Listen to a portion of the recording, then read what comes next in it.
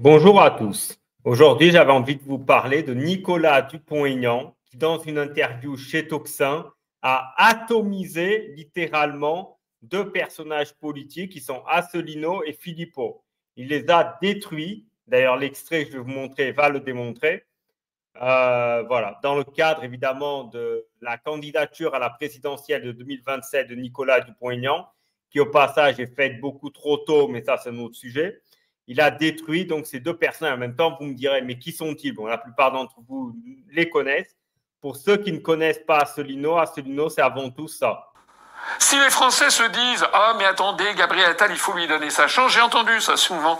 Des gens qui m'ont dit « Bah oui, j'ai voté Macron parce qu'il fallait bien lui donner sa chance. » Après, j'entends des gens qui disent « Bah attendez, quand même, Gabriel Attal, on va lui donner sa chance. » Mais qui décide de donner sa chance à qui?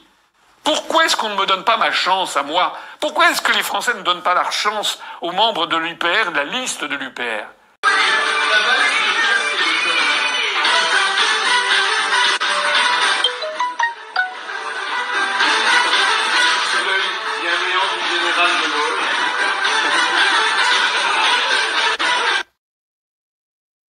Il a également atomisé Philippot. Alors, pour ceux qui se demandent qui est Philippot, bien Philippot, entre autres, c'est ça. Nous sommes là devant le siège de l'Empire eurocratique.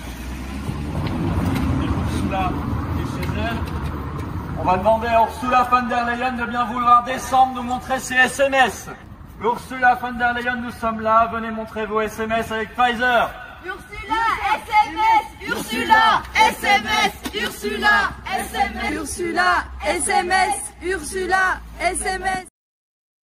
Voilà, maintenant que le contexte est posé, que vous savez qui sont les deux personnages politiques, allons donc regarder l'extrait. Et la vie politique française continue, ces petites histoires. Asselineau critique Philippot, Philippot fait une manif tout seul contre Asselineau, les souverainistes sont incapables de s'entendre. Alors justement, vous comptez faire comment? Sur ce coup, il n'a pas tort. Hein. Les chefs souverainistes ont des difficultés à s'entendre. D'ailleurs, au passage, Philippe Murer m'a bloqué sur X parce qu'une fois, je lui avais dit que son alliance des souverainistes était utopique parce que les chefs se détestent. Philippot déteste Asselineau et réciproquement. Kuzma le renard, lui, ne veut pas s'allier aux autres parce qu'il les perçoit comme étant d'extrême droite. Donc, effectivement, sur ce coup-là, Dupont-Aignan a complètement raison. Au passage, je rappelle que Dupont-Aignan, c'est le seul souverainiste qui a eu des scores électoraux, contrairement aux autres. On va voir maintenant ce qu'il propose. Enfin, est-ce que vous faites un appel? Oui, mais est-ce que vous faites un appel? Est-ce que vous ouvrez les bras? Oui. Non, mais attendez, moi, je ne vais pas m'emmerder, comme j'ai essayé aux européennes, je ne vais pas m'emmerder à essayer de rabibocher deux personnes qui passent leur vie à s'insulter. Excusez-moi, maintenant, basta. Je suis désolé. Vous allez me découvrir comme je suis au fond. C'est-à-dire que j'étais très poli parce que j'étais bien élevé.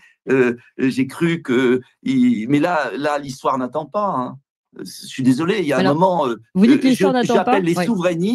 J'appelle les souverainistes à me rallier, voilà. En fait, il appelle concrètement les militants de l'UPR, de notre cher François, et de Philippot, et des patriotes de notre cher Philippot, en fait, à quitter la secte et à le rejoindre. Bon, spoiler alerte, ça n'arrivera pas. Hein. Ces gens-là étant ensectés, ils ne quitteront jamais. Ils verront Dupont-Aignan comme un ennemi et vont lui vomir dessus, à l'instar de ce qu'ils ont fait sur Charles-Henri Gallois, sur Amblard et autres on va dire, souverainistes qui ont décidé de rejoindre des gens sérieux, tout simplement. Mais en revanche, ils restent aux patriotes, ils restent chez Asselineau. Ce sont des gens formidables, ils font un boulot. Florian Philippot fait un formidable boulot, Asselineau fait un formidable boulot, mais... Formidable boulot pour les deux, il faut le dire vite. Hein. 1% aux élections pour chacun. Quantitativement, c'est de la merde. Alors, c'est bien sur les réseaux sociaux, hein, ça perce, hein, ça fait des vues. Hein. Vous le voyez d'ailleurs, Asselineau fait constamment des tweets pour vous expliquer ma vidéo a atteint 100 000 vues, ma vidéo a atteint 250 000 vues, voire 500 000 vues. On s'en branle. Électoralement, nul à chier. Hein. D'ailleurs, je vous laisse deviner pourquoi ce n'est pas le sujet de la vidéo. Mais ils sont incapables de s'entendre. Bon, eh bien écoutez, ils n'auront pas leur signature à la présidentielle, ils en sont incapables. Il a complètement raison. Je rappelle que Philippot n'avait qu'un seul parrainage en 2022 et Asselineau n'a pas réussi. Bon, il accuse Bayrou, mais bon, vous connaissez Asselineau, toujours plus facile d'accuser les autres que se remettre en question. Donc, moi, je peux les avoir, j'y vais. Oui. Et puis maintenant, on y va. Je ne vais pas passer ma vie à attendre les souverainistes qui se chamaillent. Je lance un appel aux souverainistes, aux électeurs souverainistes. Je lance un appel aux amoureux de la France. Je leur dis, rejoignez-moi, allez sur mon site internet, pas Debout la France, Dupont-Aignan.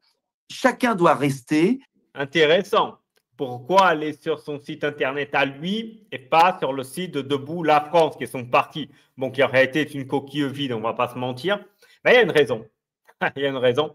D'ailleurs, vous remarquerez que sa chaîne YouTube s'appelle Dupont-Aignan et pas Debout la France. Parce que, comme vous le savez ou pas, quand vous avez un site internet, vous pouvez le monétiser à l'instar d'une chaîne YouTube. Eh bien, vous le monétisez, c'est-à-dire s'il y a du flux sur votre site, ben, comme il y a des pubs qui s'affichent sur le site, eh ben, tu gagnes de l'argent. Eh ben, pourquoi la TILMI veut orienter les gens vers Nicolas Dupont-Aignan et pas DLF? Bien parce que si c'est DLF, l'argent va au parti. Si c'est sur le site Nicolas Dupont-Aignan, l'argent va dans sa poche. Hein. N'oubliez pas, les souverainistes ont toujours la monétisation en arrière-pensée. Voilà, tout simplement. J'ai aucune envie de faire une boutique. Ça ne m'intéresse pas. J'ai heureusement Debout la France avec des gens fabuleux qui m'aident. Alors que ça n'a pas été facile, on a été battus, on en a pris plein la gueule, vous le savez tous. Je dis maintenant, il y a le feu, il veut nous entraîner vers la guerre, il veut surendetter l'Europe comme un banquier comme un usurier en fait. Vous savez, c'est l'usurier qui veut surendetter la personne, comme ça il la tient. Oui. Et c'est terrible ce qui est en train de se produire. Mais vous avez eu une très bonne chronique économique, je n'ai rien à ajouter. Comme d'habitude, faire peur aux gens, ça aussi, là on reconnaît un bon souverainiste, et oui, un bon souverainiste doit toujours faire peur aux gens. Hein. Je rappelle, comme disait l'excellent Ludovic Blanco, vous n'avez pas écouté le discours de Macron, mais vous avez écouté Asselineau Philippot, vous avez encore plus peur. Voilà. Ça, on sait, c'est la ritournelle souverainiste. C'est essayons de faire peur aux gens. Voilà. Faire peur aux gens en pensant que les gens, par la peur, vont voter pour vous. Bon, en réalité, par la peur, les gens vont plutôt fuir. Voilà. Et voter pour des partis sérieux, tout simplement. Mais bon, au moins, ça fait plaisir de voir Nicolas Dupont-Aignan atomiser les deux fraudes que sont Asselineau et Philippot. Rien que pour ça, je lui dis merci. Voilà. Et je vous dis aussi merci à vous d'avoir assisté à cette vidéo. Et je vous dis à très bientôt.